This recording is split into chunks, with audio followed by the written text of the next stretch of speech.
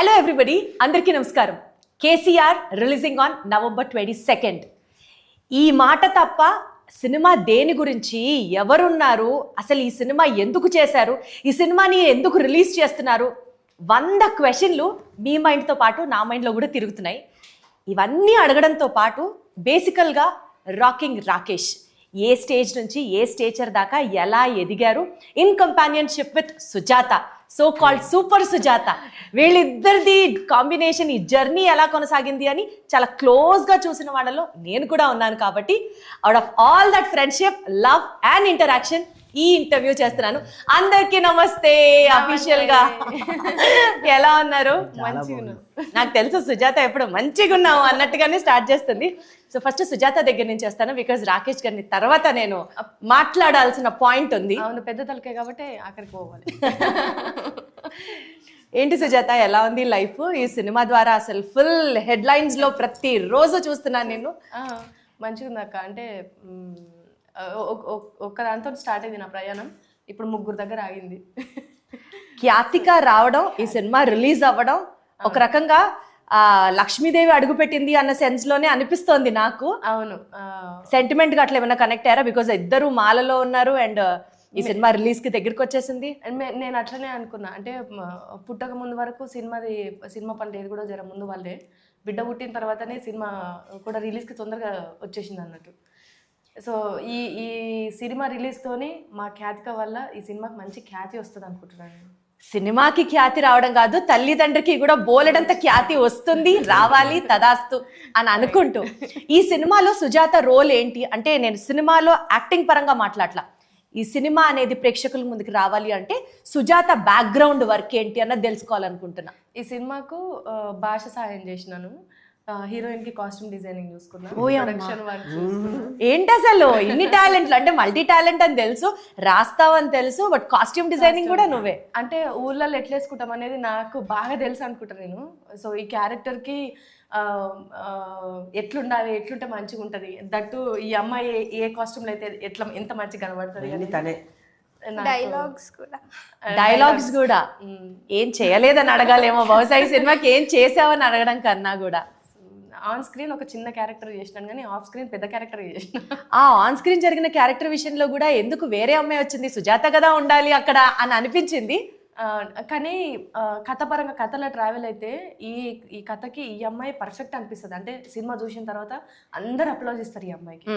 అంటే ఈ కథలో ఈ క్యారెక్టర్ పక్కన చేసే ఈ మర్దల్ క్యారెక్టర్ మంచి ఇన్నోసెంట్గా ఉండాలి, చూడంగానే ముద్దుగా అనిపించాలి, అరే నాకు కూడా గట్లాంటి మర్దలు ఉంటే మంచిగా ఉండి అనిపించాలి, బావ కోసం ఇట్లా పరితపించే మర్దలు అయ్యో మాకుంటే బాగుండని అనిపించాలి, నాన్న మాట వినని ఒక అమాయకపు అమ్మాయి, అటు నాన్న ప్రేమను క్యారీ చేయాలి, ఊరు ప్రేమను క్యారీ చేయాలి, స్పెషల్లీ బావ మీద ఓవర్ ప్రేమ ఉండాలి. అది అవన్నీ కూడా మళ్ళీ చాలా ఇన్నోసెంట్ ఉండాలి. సో మన ముఖము నోరు ఇన్నోసెంట్ కాదు కదా. ఆ విషయం రాకేష్ అడిగి తెలుసుకుంటా నేను. నాకు తెలిసినంత వరకు మనిషి చాలా ఇన్నోసెంట్, బట్ నోరు సంగతి తెలీదు. నోరు ఇన్నోసెంట్ కాదు కదా. సో ఈ మాటలు కూడా అంతే ఇన్నోసెంట్ ఉండాలి, అట్లా అనిపించాలి. కాబట్టి ఈ క్యారెక్టర్ పర్ఫెక్ట్ అనిపించింది. వండర్ఫుల్. సరే మరదల్ గారు చెప్పండి, ఈ సినిమాలో ఈ క్యారెక్టర్ పర్ఫెక్ట్ నీకే సరిపోతుంది అన్నట్లుగా వీళ్ళ ఎక్స్పెక్టేషన్స్ కి యాక్సెప్ట్ చేయడానికి, first because this being your debut film, accept చేయడానికి. It's not my debut film. As a heroine. Yeah, as a solo lead. Yeah. నీకు ఒక రికగ్నిషన్ వచ్చే ఫిల్మ్ అనుకుంటే డీగ్లామరైజ్డ్ గా కనపడడానికి నీకు ఫస్ట్ అది ఏం అనిపించలేదా? అంటే నా launch should be something big అని అనుకోలేదా? రెగ్యులర్ గా కూడా I don't do a lot of makeup and get ready like that, do my nails and all. So I think this was not a problem for me. అలా makeup లేకుండా. ఎందుకు అట్లా సాయి పల్లవి గారి inspiration తో వెళ్ళిపోతున్నారా? అలానే అనుకున్నా, మరో సాయి పల్లవి అంటే తనే సాయి పల్లవి గారు. అబ్సల్యూట్లీ. బట్ మేకప్ లేకుండా, నెయిల్స్ లేకుండా, చాలా తక్కువతో నేను కనిపిస్తాను అని అంటే నాకు టక్కన స్ట్రైక్ అయిన హీరోయిన్ ఆవిడే. ఈ సినిమాలో అసలు అమ్మాయి ఇంత కూడా మేకప్ వేసుకోలే. ఎట్లున్న బయట మనకి ఎట్లా కనబడుతున్నా అనన్య, స్క్రీన్ లో కూడా అట్లనే కనబడుతుంది. ఎంత నువ్వు చెప్తేనే బాగుంటుంది, అదే కదా, అందుకనే వింటున్నా నేను. చెప్పండి Ananya. So I didn't have a problem with no makeup, ఎందుకంటే ఎక్కువగా వేసుకోను. సో అండ్ నాకు one more thing was it was a village backdrop movie kada, so I had to learn everything. నాకు ముందు నుంచి సిటీలోనే పుట్టి పెరిగాను, so I don't know much about the village, but she helped me a lot in that department. అంటే ఆ village attire నుంచి భాష దగ్గర నుంచి ఎంత హోంవర్క్ చేసావా Ananya? What was your research work behind? I watched a lot of videos, village videos, తాండాకి సంబంధించిన, లంబాడీకి సంబంధించిన videos, and I gathered whatever I could. కానీ దానికి మించి సుజాత గారు అన్ని డైలాగ్స్ నేర్పించారు. అసలు ఆ తెలంగాణ యాస, ఆ తండాలో వాడే ఆ స్పెసిఫిక్ యాస భాష అసలు నీకు వస్తుందా మాట్లాడడానికి? So I have a lot of friends who speak Telugu. అందరి దగ్గర నుంచి కొంచెం కొంచెం నేర్చుకున్నాను. So it's not specifically Andhra Telangana అలా ఏం లేదు. బట్ బేసికల్గా నీకు కంఫర్టబుల్గానే ఈ మూవీ చేసావు, అంతవరకు నాకు అర్థమైంది. ఇందాక మా సుజాత చెప్పినట్లు బావలు ఎవరైనా ఉన్నారా? నిజంగా ప్రేమించే ఒక మరదలు నిజ జీవితంలో కూడా అంతేనా నీ క్యారెక్టర్? బావలు ఎవరైనా ఉన్నారా? నాకు లేరు, కానీ ఊహించుకున్నా ఉన్నట్టు. బావల్ని ఊహించుకోవడం క్యారెక్టర్లో లీనమైపోయింది. సో ఒక మంచి బావ దొరకాలని ఎక్స్పెక్ట్ చేస్తూ, రాకేష్ గారు అమ్మ నమస్కారం. నమస్కారం. Thank you for coming. నా విన్నపాన్ని ఇంత తొందరగా యాక్సెప్ట్ చేసి వచ్చినందుకు ఫస్ట్ ఆఫ్ ఆల్ నేను థ్యాంక్స్. భలేవారే, అసలు ఆ థ్యాంక్స్ అన్న పదం ఫ్రెండ్స్ మధ్యలో అనవసరం. సూపర్ సక్సెస్ అవ్వాలి అని మనస్ఫూర్తిగా కోరుకునే వాళ్ళలో front line, front wishers, well విషర్స్లో నేను ఉన్నాను. So more power to you always and always and always. మీ ఇద్దరికి ఇంకా చెప్పాలంటే బట్ కొన్ని విషయాలు సీరియస్గా అడుగుదామని అనుకున్నాను ఇంటర్వ్యూలో. సో డెఫినెట్లీ అడుగుతాను. ఫ్రెండ్లా కాకుండా వృత్తిరీత్యా అడుగుతారు ఇప్పుడు మిమ్మల్ని. వృత్తిరీత్యా అడగాలి, ఎందుకంటే వాయిస్ ఆఫ్ పబ్లిక్గా ఉంటూ జస్ట్ లైక్ చుమ్మా క్వశ్చన్స్ అడిగితే నాకు అది డైజెస్ట్ అవ్వదు, కరెక్ట్ అనిపించదు. నిజంగానే అడగాలనుకొని వచ్చాను. ఫ్రెండే, వ్యక్తిగతమైన వృత్తి చెప్పండి, అడగండి, అలానే చెప్తాను. రాకేష్, అసలు ఈ సినిమా ఎందుకు తీశారు? అయ్యో ఎందుకు తీశారు ఏంటి కమేష? అంటే బేసికల్లీ జబర్దస్త్లో నేను 12 సంవత్సరాలు 13 సంవత్సరాలు నా ప్రయాణంలో నేను ఒక యాక్టర్గా అందరికీ ప్రూవ్డ్ రాసుకున్నాను. ఆర్టిస్ట్గా నా స్కిట్లు కొన్ని నేను రాసుకోవటం, క్రియేట్ చేసుకోవటం ఉంది. కానీ వాట్స్ నెక్స్ట్ అనుకున్నప్పుడు నేను అక్కడే మిగిలిపోకుండా నేను ఏం చేయగలను అన్నప్పుడు చాలా ఆఫీసులకు తిరిగాను, చాలా సినిమాలు ఇంతకుముందు కూడా నేను చేశాను, చాలా సినిమాలు చేశారు మీరు. బట్ ఈ సినిమా అంత ఇంత సెన్సేషన్ గతంలో మీరు చేసిన సినిమాలకి ఆ బజ్ రాలేదు, ఆ సెన్సేషన్ రాలేదు. బట్ ఈ బజ్ మామూలుగా లేదు కదా. ఎన్నో డౌట్లకి ఎంతమందికో ఏం జరుగుతోంది అక్కడ అని అనిపించేలాగా ఉంది సినిమా. ఎగ్జాక్ట్లీ అది రేపు థియేటర్లు 22వ తారీఖున డెఫినెట్గా అది ప్రూవ్ అవుతుంది. మీరు నన్ను ఇష్టపడే వాళ్ళుగా ఒక మాట నేను గర్వంగా చెప్పగలను. రేపు మీరు ఈ సినిమా చూసి రాకేష్ ఇంత మంచి సినిమా చేసినందుకు ఐ ప్రౌడ్ అని నా భుజం తడతాను. డెఫినెట్లీ సూపర్ న్యాచురల్ పవర్స్ అన్నీ సినిమాకి సంబంధించి పెద్ద పెద్ద వాళ్ళు, డైరెక్టర్లు, వెల్ విషర్సు, ఓకే నేను పేర్లు ఒక్కొక్కటి కూడా చెప్తా, బట్ పెద్ద పెద్ద వాళ్ళందరూ వచ్చి ఈ సినిమాకి భుజాల మీద వేసుకొని ముందుకు తీసుకెళ్తున్నారు అంటేనే everybody are super proud of you. Exactly. But ఆ విషయాన్ని అలా పక్కన పెడితే what I would personally like to know is, political cinema కాదు అని మీరు ఫస్ట్ నుంచి చెప్తూ వచ్చారు. ఇది పొలిటికల్ సినిమా కాదు అని అఫ్ కోర్స్ నిజాలు మేము చూస్తే ఇంకా క్లియర్గా అర్థమవుతుంది. బట్ కేసీఆర్ అని ఒక టైటిల్ పెట్టారు. అందరి కళ్ళు అది పొలిటికల్ సినిమా, ఒక political leader, ex chief minister of Telangana, అటే ఫోకస్ వెళ్తూ ఉంటుంది. కేశవచంద్ర రమావత్ అని మీరు అన్నప్పటికీ కూడా వెనకాల కేసీఆర్ గారు బొమ్మ చూస్తే ఫస్ట్ వ్యూ అటే వెళ్తుంది. సీన్ కట్ చేస్తే ఆంధ్రాలో ఈ సినిమా అసలు ఆడుతుంది అనుకుంటున్నారా? అసలు రిలీజ్ చేయగలరు అనుకుంటున్నారా? వాట్ పొలిటికల్ కాన్స్పిరసీస్ మధ్యలో యాడ్ అయితే సినిమా పరిస్థితి ఏంటి, రాకేష్ పరిస్థితి ఏంటి, సుజాత పరిస్థితి ఏంటి? అయ్యో బాబోయ్, ఇంత దారుణంగా మీరు అడుగుతుంటే నాకే భయం అవుతుంది. మీరు అడిగే గుండెలో దడబడుతుంది. సో ఒక్కొక్క పాయింట్ చెప్తా.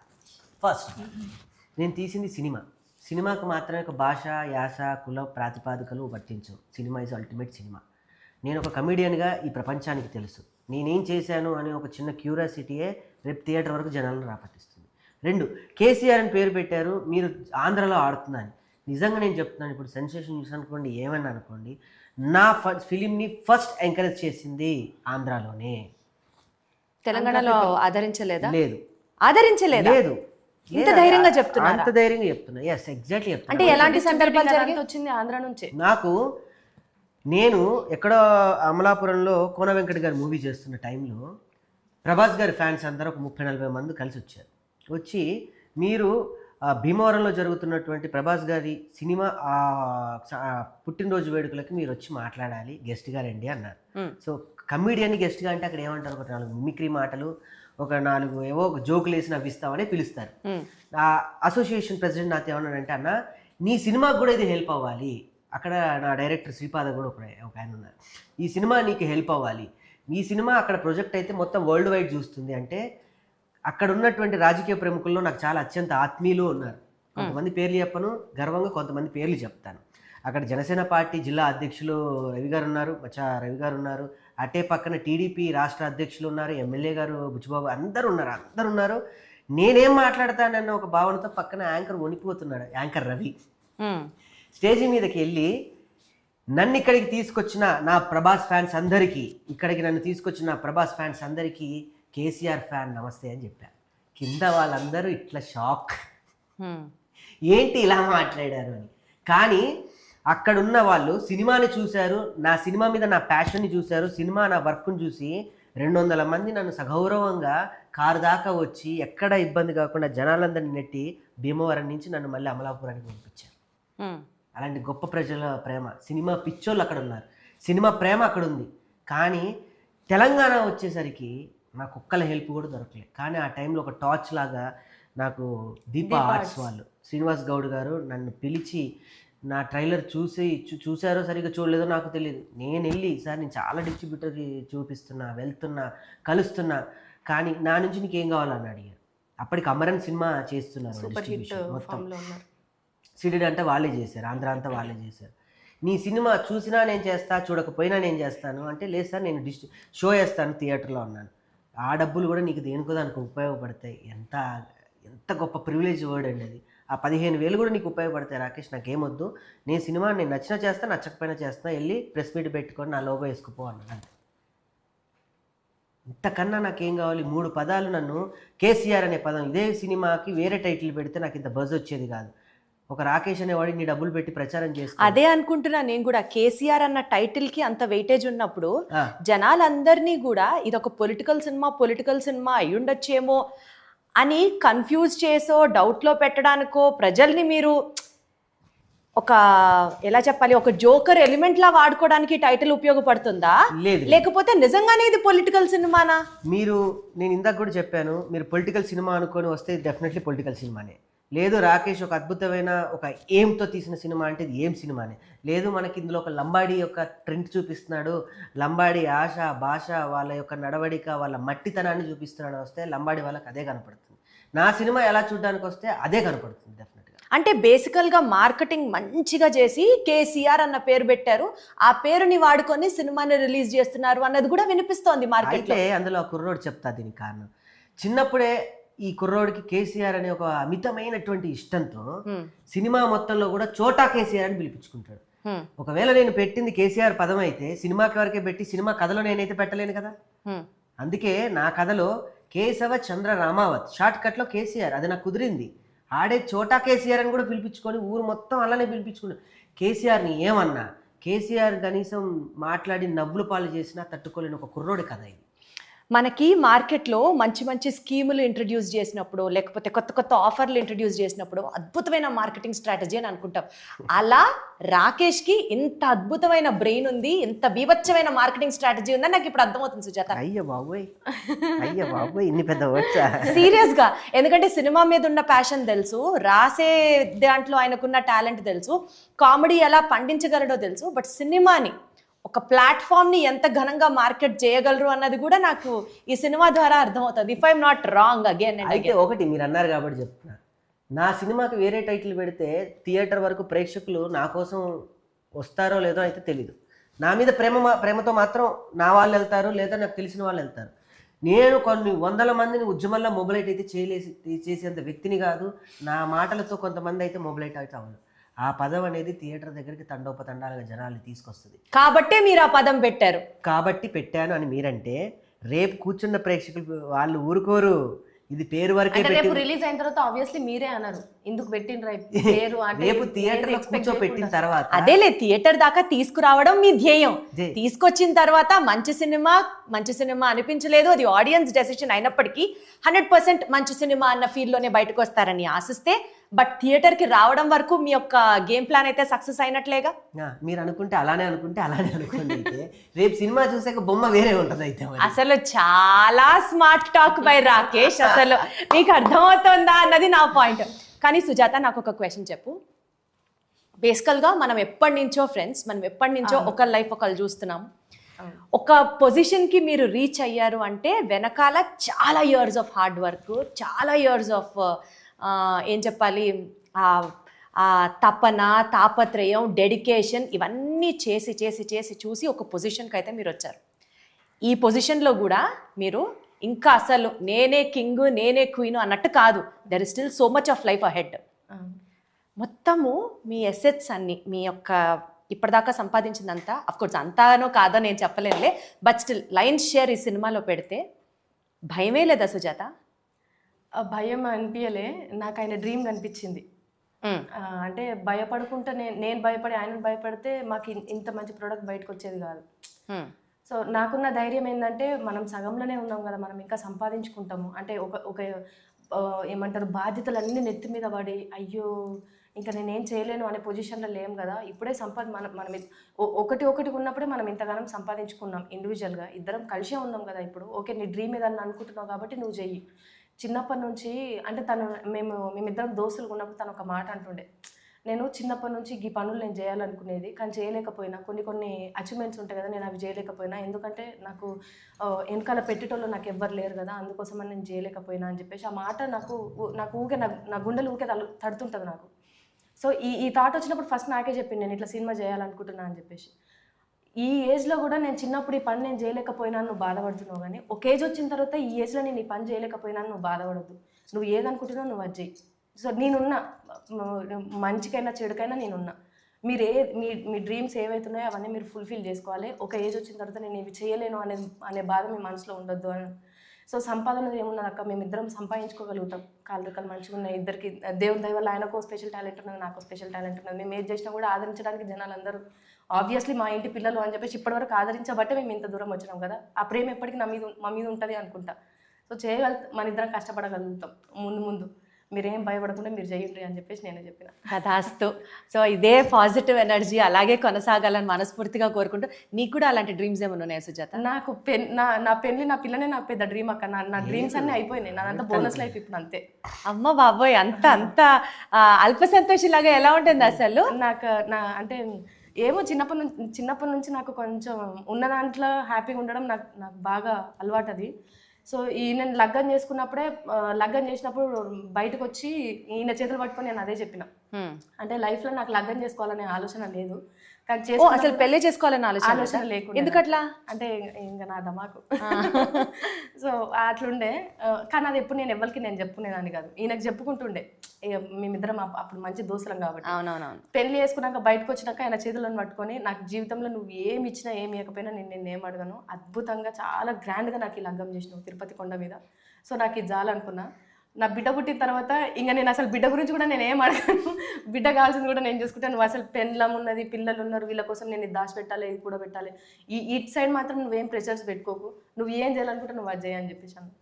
సూపర్. అసలు అంత సపోర్టింగ్ వైపు ఉన్నప్పుడు రాకేష్ ఇంకా అసలు నీకు అదే ఒక కొండంత బలంలాగా ఉంది కదా. అంతే, లవ్లీ లవ్లీ. చూస్తే యాదాద్రి కొండ సపోర్ట్ చేయడానికి ఎంత కీలాద్రి కొండ. అబ్బా మధ్యలో నన్ను లాగే, అసలు మామూలు టాలెంట్ కాదు ఇది. అనన్య, మీరు చెప్పండి, ఈ సినిమా గురించి ఇంత బజ్ వస్తున్నప్పుడు ఎప్పుడైనా భయం వేసిందా అనన్య? అఫ్ కోర్స్ సినిమాలో మీరు యాక్ట్ చేశారు ఒక పార్ట్ అయినప్పటికీ కూడా కొన్ని మంత్స్, కొంత పీరియడ్ ట్రావెల్ చేసేసరికి you also keep owning the film కదా. ఈ నేపథ్యంలో అసలు మీరు లా చదువుతున్నారని విన్నాను.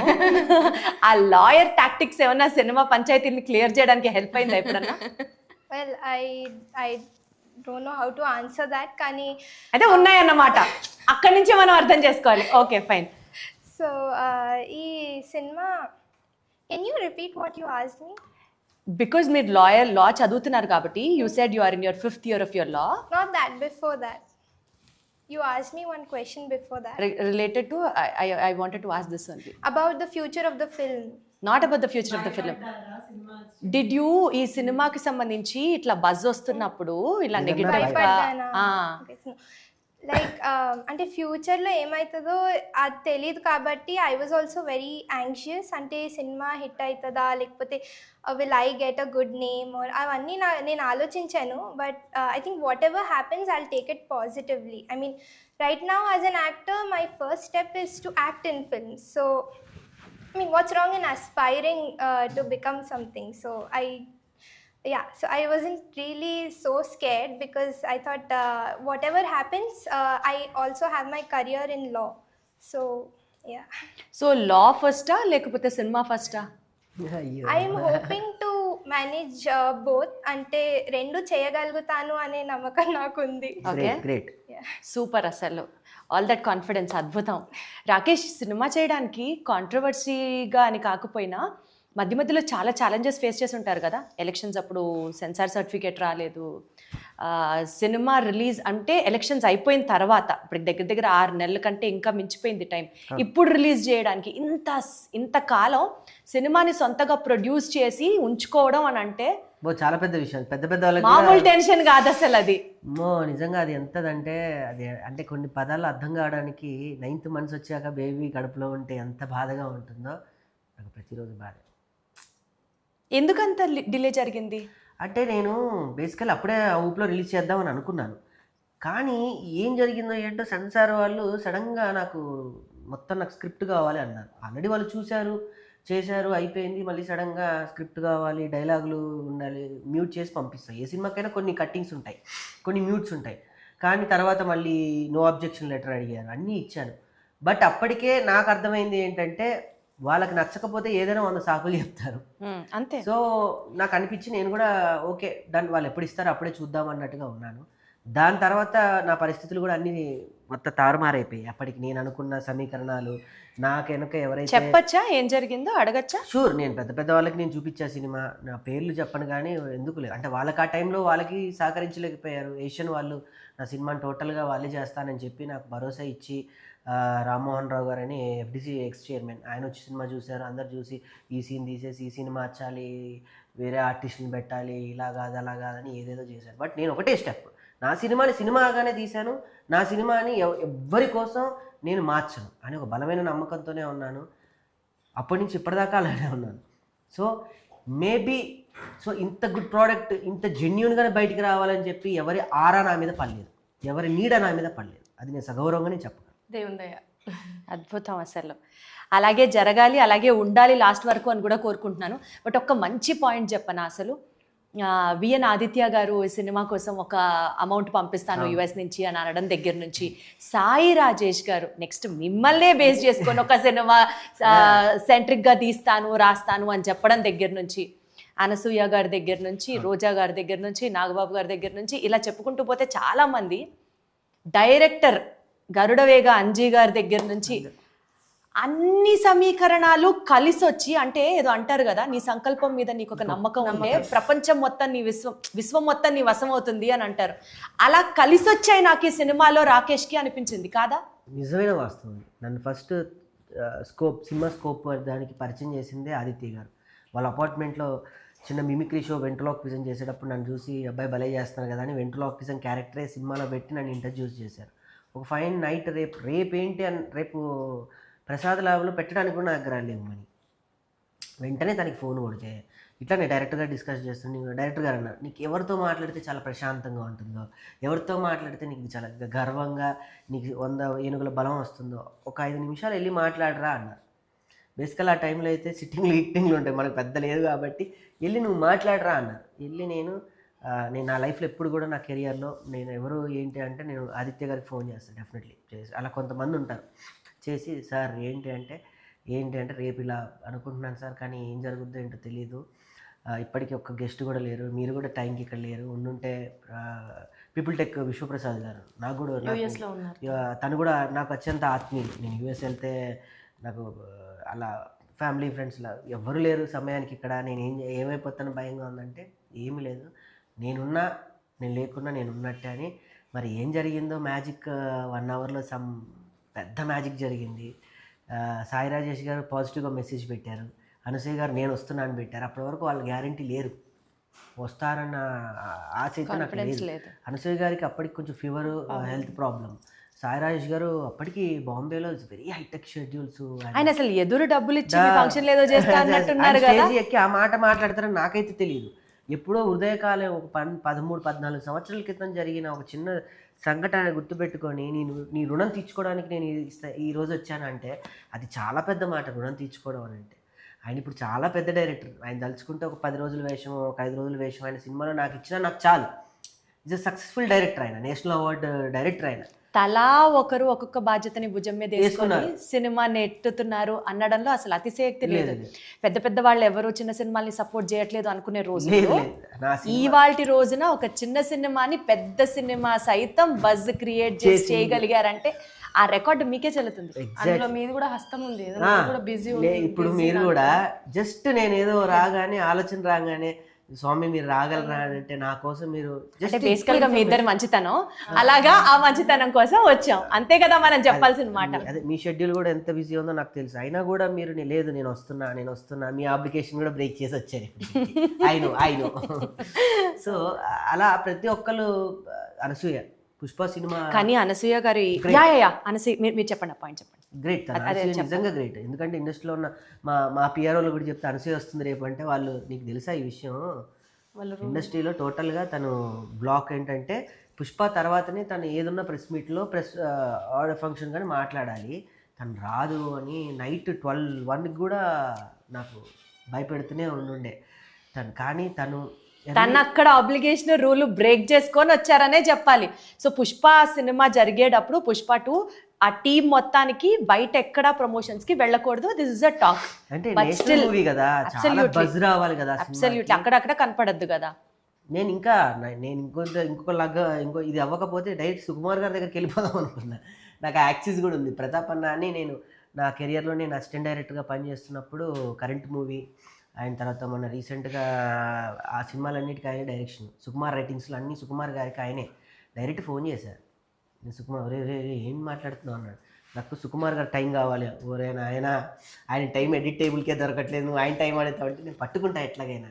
ఈ సినిమాలో కూడా అంతే, నేను పట్టుకుంటా ఎవరినైనా తీసుకొస్తాను, పట్టుదలతో నేను ఏదైనా నా ఊరికి చేయగలను. నా ఊరు జోలికి వస్తే ఎవరిని వదిలిపెట్టను అనే స్థాయికి వెళ్ళే కుర్రోడు కదా. నా సినిమాలో అనేది జరిగింది, మీ లైఫ్ లో కూడా అలాగే జరిగింది. నా సినిమా నిజంగా ఈ సినిమా మరి దేవుడు నాతో ఈ సినిమా మా డైరెక్టర్ గారు ఉండుంటే కనుక ఆయన ఎమోషన్గా చెప్పేవాడు, ఈ సినిమా మళ్ళీ చేయాలనుకున్నా చేయలేము, ఈ సినిమా మళ్ళీ ఇలా కుదరాలంటే అసలు కుదరదు, నేను కూడా రాయలేను. కానీ ఒక నార్మల్ పర్సన్కి వచ్చే డౌట్ ఏంటో తెలుసా, కోవిడ్ తర్వాత సినిమాలకు వెళ్ళి హాల్స్కి వెళ్ళి సినిమాలు చూడడం అన్నది రేషియో చాలా వరకు తగ్గిపోయింది. మనం అవునన్నా కాదన్నా అది వాస్తవం. ఆ వచ్చే జనాలు కూడా పెద్ద స్టార్ సినిమాలకి, పెద్ద పెద్ద బజ్ ఉన్న సినిమాలకే వస్తున్నారు. ఇలాంటి ఒక పొలిటికల్ బ్యాక్ డ్రాప్ తో నడుస్తున్నటువంటి ఒక సాధారణమైన పల్లెటూరి కుర్రాడి కథ కోసం జనాలు వస్తారా హాల్కి? వస్తారన్న కాన్ఫిడెన్స్ మీకేంటి? ఉన్న డబ్బులన్నీ పెట్టారు సినిమా మీద, ఇది ఒక నార్మల్ డౌట్. అంటే సినిమా మనం ఎట్లా బతుకుతున్నా సినిమాల కంటెంట్ ఉన్నది అంటే మట్టి వాసన కోసం జనాలు ఖచ్చితంగా థియేటర్లకు వస్తారు అనేది బలగంతో ప్రూవ్ అయిపోయింది. ఈ సినిమా కూడా అంటే నేను అంత గొప్ప సినిమాతో నేను కంపేర్ చేయలేను, కానీ ఆ సినిమాకి ఈ సినిమాకు ఉన్న ఈక్వాలిటీ ఏంటంటే ఈ సినిమా కూడా వస్తే మట్టి వాసన ఏందనేది తెలుస్తుంది, మనుషుల బంధుత్వాలు ఏందనేది తెలుస్తుంది, బంధం అంటే ఏందనేది తెలుస్తుంది. ఇవన్నీ వదులుకొని మనం ఈ కాంక్రీట్ జంగిల్లో బతుకుతున్నాం. యాక్చువల్లీ ఈ కాంక్రీట్ జంగిల్ కాకుండా మన జంగిల్కు పోతే అక్కడ మన యాక్చువల్ బ్యూటీ ఆఫ్ లైఫ్ అర్థమవుతుంది. సో ఈ సినిమాలో ఆ బ్యూటీ ఉంటుంది. సూపర్. ఖచ్చితంగా వస్తారు. ఒక్కసారి వచ్చిన వాళ్ళు, సింగిల్గా పోయిన వాళ్ళు దోస్తులతో ఒకసారి పోతారు, కుటుంబాన్ని తీసుకొని ఒకసారి పోతారు. ఎందుకంటే ఇది ఫ్యామిలీ అందరు కూర్చొని చూసే సినిమా కాబట్టి. అనన్య, నువ్వు ఎంజాయ్ చేసావా ఈ సినిమా షూటింగ్ అప్పుడు కానీ, లేకపోతే వీళ్ళిద్దరు బాండింగ్ గురించి అడగాలి నేను. మాకు తెలిసింది, బట్ సినిమా జరిగేటప్పుడు వీళ్ళిద్దరు బాండ్ గురించి ఏమన్నా చెప్పసలు? అంటే నువ్వు నిజంగా ఫ్యాసినేట్ అయ్యి ఇట్లాగే ఉండాలి అని అనిపించే మూమెంట్స్ లాంటివి ఏమైనా అనిపించాయా? యాక్చువల్లీ నా పని చేశాక I would go set. So నేను ఎక్కువ అబ్జర్వ్ చేయలేవు, వీళ్ళకి సీన్స్ లేవు. So they were not on set together, చాలా బిజీగా ఉండేవాళ్ళు. So that's one thing I like about them. Like both of them were very hard working కంటిన్యూస్గా. ఇప్పుడు రాకేష్ గారు, నేను రాకేష్ గారు ఇంతకుముందు ఒక సినిమా చేసాం. ఆ సినిమాలో ఆయన ఒకటే యాంగిల్ చూపించారు, that is the comedy angle. ఈ సినిమాలో you could see all the angles of his, like his anger and his sometimes he was low, so I could see. నీకు ఎప్పుడన్నా అనిపించిందా లో మూమెంట్ సినిమా చేసేటప్పుడు, లేకపోతే దాన్ని ఏమంటారు గ్లిజరిన్ లేకుండా కళ్ళలోంచి నీళ్ళు వచ్చే సీన్లో నీకు కూడా ఏమన్నా జరిగాయా? గ్లిజరిన్ పెట్టుకోలేదు అమ్మాయి. అదే తను చెప్తే వినాలని ఉంది నాకు. I was able to cry. Get connected to the scene? Not some of the scenes were like that. Kani madhyalo I was also facing some trouble, like stay kuda koncham naku koncham ibbandi undindi. So actually oka scene lo I call someone and I start crying. I call him actually oka scene lo, but he doesn't answer. So call చేసేటప్పుడు original గా నేను మా అమ్మమ్మకి call చేశాను actually. So మా అమ్మమ్మ ఏమైంది ఎందుకు ఏడుస్తున్నావు అని అంది. I didn't say anything, I was not supposed to. తర్వాత మళ్ళీ కాల్ చేసి లేదు యాక్టింగ్ అని చెప్పా. అమ్మమ్మ గారు అది బేసికల్ గా యాక్షన్ లో భాగం అన్నమాట. అమ్మమ్మ గారు కూడా చాలా, అమ్మమ్మ గారు కూడా సినిమాలో ఉన్నారు అయితే ఆ లెక్కన. వాళ్ళ అమ్మమ్మ గారు నాకు మంచి అంటే బ్లెస్డ్ పెద్ద ఆవిడ. వాళ్ళు నేను ఈటీవీ అభిరుచిలో కార్యక్రమం చేసేవాడిని, దానికి ఫ్యాన్ ఆవిడ. నేను ఎప్పుడు అనన్య గురించి మాట్లాడదామని ఫోన్ చేసినా పక్కన ఉంటే ఎలా ఉన్నాడు అడుగు అబ్బాయి అది ఫస్ట్ అనేది. బాగున్నానమ్మా, బాగా చేస్తున్నావు నాయన చక్కగా అని ఆవిడ బ్లెస్సింగ్స్ కూడా ఇచ్చేది. ఈమెతో మాట్లాడాలని చేస్తే ఎక్కువసేపు ఆమె మాట్లాడేది ప్రశాంతంగా. బాబాయ్ హోటల్ అది. Super nice. రాకేష్, సినిమా గురించి చాలా విషయాలు మాట్లాడుకున్నాం కాబట్టి సోషల్ మీడియాలో వస్తున్న ట్రోల్స్ అండ్ మీమ్స్ గురించి కూడా మనం మాట్లాడుకోవాలి. I have to ask you that. ఒక పాయింట్ సూటిగా అడిగేస్తాను నేను. ఈ సినిమాకి బజ్ రావడానికి XYZ ఫ్యాక్టర్స్ ఎన్నైతే హెల్ప్ అయ్యాయో, ఇంకొక మోస్ట్ ఇంపార్టెంట్ ఫ్యాక్టర్ మీరు ఊహించి కూడా ఉండరు, మీ ఏడుపు. నమ్ముతారా అసలు? ఎస్పెషల్లీ అనసూయ గారు వచ్చినప్పుడు స్టేజ్ మీద ఎమోషనల్గా మీరు మాట్లాడినప్పుడు మీరు ఏడ్చిన ఏడుపు ఏంటి, ఇది నిజమా యాక్టింగా, సినిమా కోసం ఏడుస్తున్నాడా, నిజంగా ఇంత సెంటిమెంట్గా ఉన్నాడా అన్నది అర్థం కాల అసలు. నేను దానికన్నా ముందే నా సందర్భం చెప్పేసి ఆ నైట్ ఏం జరిగిందనేది. ఎప్పుడు కూడా మన జీవితంలో ఏదైతే అనుకోమో, ఏదైతే జరగకూడదని అనుకున్నామో, ఏది ఇక జరగదు అని ఫిక్స్ అయ్యామో, అది కనుక మన కళ్ళ ముందు జరిగితే భావోద్రేకానికి డెఫినెట్గా ఎవరైనా మనకి శరీరంలో బ్లడ్ కానీ మనకి ఎమోషన్స్ కానీ ఉన్నాయి, ప్రతి ఒక్కరు స్పందిస్తారు. నా లైఫ్లో ఆ స్టేజ్ మీద అలానే జరిగింది. వీళ్ళంతా నా ఫంక్షన్కే వచ్చారా ఏంటి, నేను పిలిచిన వాళ్ళు రాలేదండి, నేను వెళ్ళి కాళ్ళు పట్టుకున్న వాళ్ళు కూడా రాలేదు తెలుసా. మీరు వస్తే నా సినిమాకు హెల్ప్ అవుతుందంటే వస్తున్నా, భలేవాడి వస్తా, నేను వస్తా, భలేవాడి నేను రాకపోవడం ఏంటని లాస్ట్ మూమెంట్లో ఫోన్ ఆఫ్ చేసి పెట్టిన వాళ్ళు కూడా ఉన్నారు. అలాంటిది ఎక్కడో బాంబే నుంచి నా కోసం ఒక నేషనల్ డైరెక్టర్, ఎక్కడి నుంచో అనసూయ, వీళ్ళందరూ రావడం. నాకు ఆ రోజు నేను నైట్ ఇక్కడ ఎక్కడ లేను, కార్ ఎక్కాను, మొత్తం అయిపోయింది, ఇంటికి వెళ్ళి ఏమైనా డ్రాప్ చేశాను, స్నానం చేసేసాను, కార్ ఎక్కి భీమవరం స్టార్ట్ అయ్యా. భీమవరం వెళ్తూ ఇక్కడి నుంచి విజయవాడ వరకు ఏడుస్తున్నాను. అవునా? అక్కడ దిగి కనకదుర్గమ్మ దండం పెట్టుకొని అమ్మ ఇదంతా నీ ఆశిస్తులేని మళ్ళీ భీమవరం వెళ్ళా. నాకు గుర్తు 2:45కి ఆ బ్రిడ్జ్ మీద ఉన్నా నేను, కనకదుర్గమ్మ బ్రిడ్జ్ మీద ఉన్నా నేను. వండర్ఫుల్. సో బేసికల్గా సినిమా మొత్తాన్ని, మీ యొక్క హార్డ్ వర్క్ని, మీ యొక్క సంకల్పాన్ని అండ్ మీ డెడికేషన్ని, టీమ్ ఎఫర్ట్ని అన్నీ కలగలిపి వచ్చిన రాబోతున్న ఈ కేసీఆర్ సినిమా సూపర్ సక్సెస్ సాధించాలని మనస్ఫూర్తిగా కోరుకుంటూ ఆల్ ద వెరీ బెస్ట్. మీకు కూడా మా టీం తరఫున థ్యాంక్ యూ వెరీ మచ్. మీరు వచ్చి ఇలా మీ విలువైన టైం మాకు ఇచ్చి మమ్మల్ని ఇంటర్వ్యూ చేయడం అంటే ఒక టైం మనకి ఇస్తున్నారంటే వాళ్ళ మనీతో సహా వాళ్ళ గౌరవాన్ని కూడా మనకి ఇస్తున్నట్టు నేను ఫీల్ అవుతాను బేసికల్లీ. సో వన్స్ అగైన్ మీకు థ్యాంక్స్. మీరు బాగుండాలి, మేము బాగుండాలి. Thank you so much. Wonderful. Thank you. I hope at least she spoke in this interview.